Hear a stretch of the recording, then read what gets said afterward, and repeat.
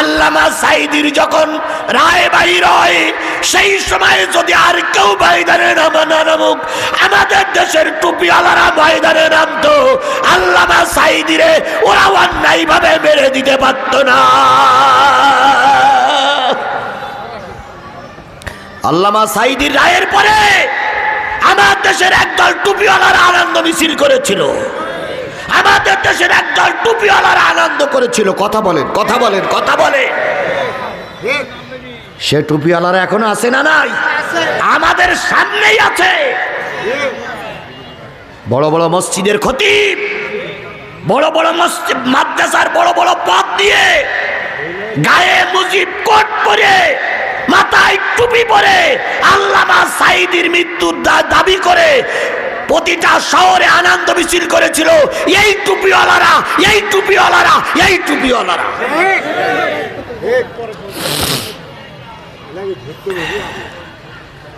কথা কি বাড়াই বললাম? এ আমার জাতি, কথা কি বাড়াই বললাম? আবার আজকে তারা অনেক সময় টুপি মাথায় দিয়ে কয়, আগে সরকার কাজটা ঠিক করিনি। কথায় বলে ভূতের মুখী রাম নাম। তোমাদের মুখে কথা শোভা পায় না। কথা বলেন ঠিক না বেঠিক? বাংলাদেশের 5.5 লক্ষ মসজিদ, এই 5.5 লক্ষ মসজিদের ইমাম আর মুয়াজ্জিন হলে কয় লক্ষ হবে? 11 লক্ষ। 11 লক্ষ ইমাম মসজিদ, আর 11 লক্ষ ইমাম মসজিদের স্ত্রী যদি থাকে, এরা যদি রাস্তায় নামতো আল্লামা সাঈদীর পক্ষে, এই স্বৈরাচারী, এই ডাইনি বুড়ি আল্লাহর কসম আল্লামা সাঈদীর বিরুদ্ধে কোন রায় লিখতে পারত না। কিন্তু আমার দেশের টুপিওয়ালারাই আমাদের বিরোধী। কথা বলেন ঠিক না বেঠিক? আমরা যখন একটা পরিবেশ তৈরি করে নিয়েছি, আগামী নির্বাচনে যখন টুপিওয়ালারা ক্ষমতায় যাবার দ্বার প্রান্তে পৌঁছে গেছে, ঠিক সেই সময় আমাদের দেশের একজন মুনাফিক টুপিওয়ালারা ষড়যন্ত্র করে ভারতের সঙ্গে যোগাযোগ করে বাংলাদেশ জামাত ইসলামী হেফাজত, তারপর ইসলামী আন্দোলনকে কিভাবে দমন করা যায়, এর জন্য একদল টুপিওয়ালারা উঠে পড়ে লেগেছে।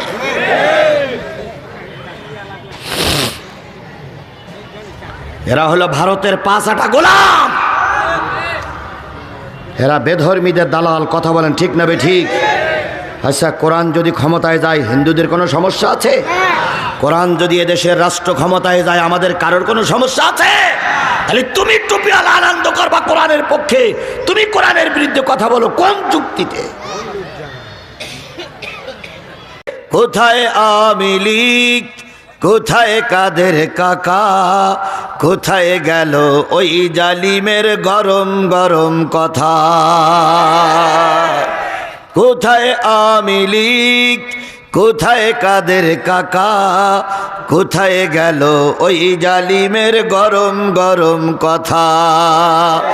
খেলা হবে, খেলা হবে, প্রায় বলতেন না খেলা হবে, খেলা হবে। আমাদেরকে বলতেন আপনারা রাস্তায় নামুন, খেলা হবে।